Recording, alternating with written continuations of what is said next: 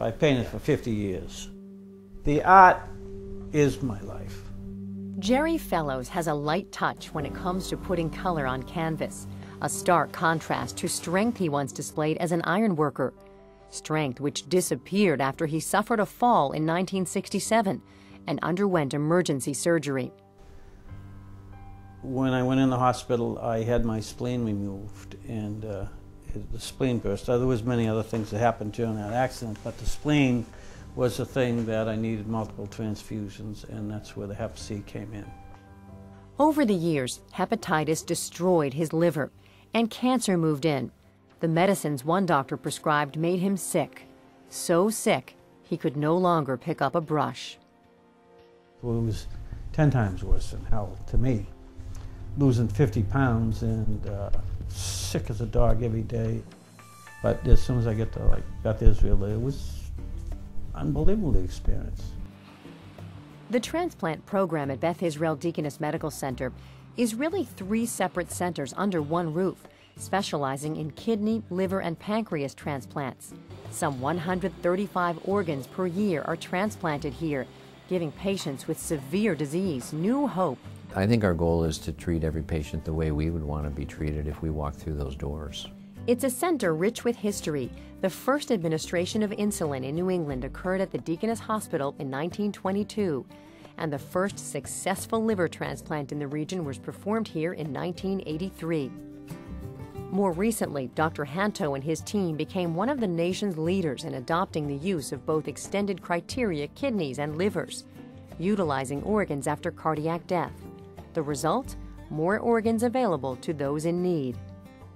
While evolving into one of the most prominent transplant programs in the country, the Beth Israel Deaconess Transplant Center has also found a way to retain intimacy. I think some larger programs, oftentimes by necessity, end up being a little bit less personal, and patients can easily feel swept along in a tide of numbers and appointments and individuals that they may or may not really get to know very well. And I think here, although we're a very busy transplant program, we really emphasize trying to keep it on a very close, personal level. Today, the center takes a true team approach to care, involving physicians, surgeons, nurses, social workers, dietitians, financial counselors, psychologists, and others. It also specializes in non-transplant related surgery of the liver, bile duct, and gallbladder. It houses a dialysis access unit and performs groundbreaking research. Clinical trials, new immunosuppressive drugs, new ways of managing immunosuppression after transplantation, that also gives patients access to the latest, greatest drugs and therapies that are available.